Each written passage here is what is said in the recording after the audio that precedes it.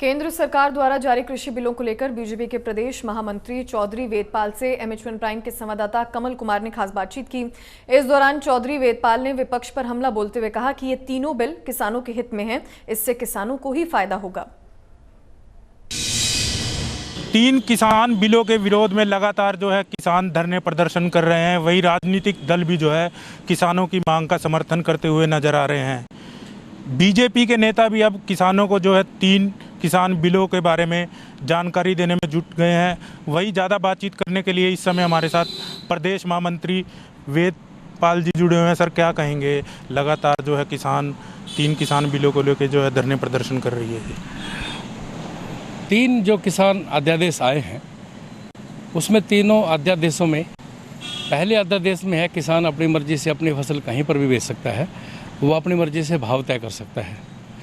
दूसरा अध्यादेश contract farming का है जो पूरी तरह से किसानों के हित में है और उसके अंदर यहाँ तक प्रावधान है कि अगर उसमें कोई भी शब्द किसान के हित के विरुद्ध आएगा तो उस एग्रीमेंट को, उस इकरारनामे को माना नहीं जाएगा।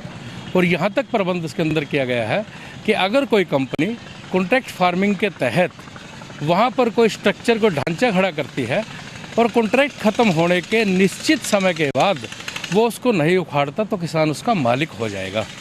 और अगर उसको कुछ पैसे वो कंपनी देती है तो वो उससे बंधवा खेती नहीं करा सकती, उसकी ज़मीन को पट्टे पर नहीं ले सकती, उसकी ज़मीन को गिरवी नहीं रख सकती और उसकी ज़मीन को खरीद नहीं सकती। यानी दूसरा अध्यादेश भी पूरी तरह से किसान के हित में है। तीसरा अध्यादेश एसेंशियल कमोडिटी एक्ट है। उसके अंदर किसान केवल अपनी ज़रूरत की फसल ही अपने घर में स्टोर कर सकता था, लेकिन इस अध्यादेश के अनुसार अब किसान अपनी जितनी फसल चाहे वो उसको अपने यहाँ भंडारण कर सकता है। जो उसकी प्रोसेसिंग करेगा, उसका पक्का माल बनाएगा, वो भी उसको भंडारण कर सकता है। करें तो कल कहीं ना कहीं बंद का आह्वान किया है किसान संगठनों ने। राजनीतिक दल भी जो है लगातार किसानों के समर्थन में है, तो क्या कहना चाहेंगे? किसान भाइयों को किस तरह से आप विश्वास मिलेंगे? देखिए, मेरा इसमें सीधा कहना है कि जो संशय पैदा किया गया है, और उसमें मैं सीधी बात करता हूँ, जो कांग्रेस के द्वारा संशय पैदा किया गया है कि मंडी समाप्त हो जाएगी और MSP समाप्त हो जाएगी।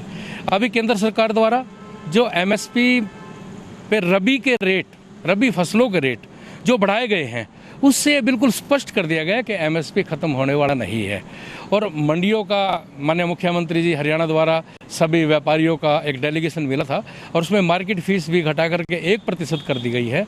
यानी MSP और मंडी यथावत रहेंगी। प्रगतिशील किसान हैं जिन्होंने FPO बनाए हुए हैं, जो सोसाइटी बनाई हुई है, वो उनके माध्यम से उसके ब्रांड को बेच सकता है। अब बहुत सी फसलें राजस्थान में पैदा होती हैं, बहुत सी फसलें हिमाचल में पैदा होती हैं, कुछ यूपी में, उत्तराखंड में पैदा होती है, कुछ हरियाणा में पैदा होती है।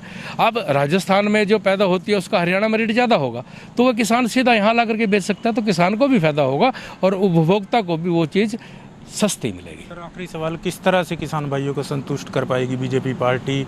लगातार किसान कहीं ना कहीं जैसे आक्रोश में है और कहीं ना कहीं कब तक किसानों को संतुष्ट करेगी? आज ट्रैक्टर रैली के माध्यम से भी आप भी थे, उसमें किसानों को संतुष्ट करने के लिए सड़कों पे उतरे थे। देखिए, आज लगभग 1000 के करीब ट्रैक्टर थे और उसमें हर ट्रैक्टर पे 2, 3, 4 आदमी थे। हज़ारों किसान आज आए, उन्होंने प्रधानमंत्री जी का धन्यवाद किया और मुख्यमंत्री जी का भी धन्यवाद किया जो मार्केट फीस 1% कर दी। और अब सारे आढ़ती संतुष्ट हैं, व्यापारी संतुष्ट हैं, किसान संतुष्ट है। केवल कांग्रेस जो लोगों को बरगला रही है वो केवल राजनीति कर रही है। हरियाणा का किसान बहुत समझदार है और भारतीय जनता पार्टी पूरी तरह से किसानों को यह लगातार समझाने की कोशिश कर रही है। और अब बहुत से किसान को ये समझ में आ गया है कि ये तीनों के तीनों जो कानून हैं वो सीधे सीधे किसान के पक्ष में है। कांग्रेस केवल राजनीति कर रही है। तो ये थे हमारे साथ बीजेपी के प्रदेश महामंत्री चौधरी वेदपाल जी। उन्होंने भी साफ तौर पर अपना तर्क जो है रखा। फिलहाल जो है बीजेपी का अपना अलग तर्क है और विपक्षी दलों का किसानों के जो 3 किसान बिल है उसके प्रति अपना तर्क है। लेकिन धरती पुत्र किसान कब तक इस जो है 3 जो किसान बिल है इससे संतुष्ट नजर आएंगे, ये तो आने वाला समय ही बताएगा। करनाल से MH1 न्यूज़ के लिए कमल की रिपोर्ट।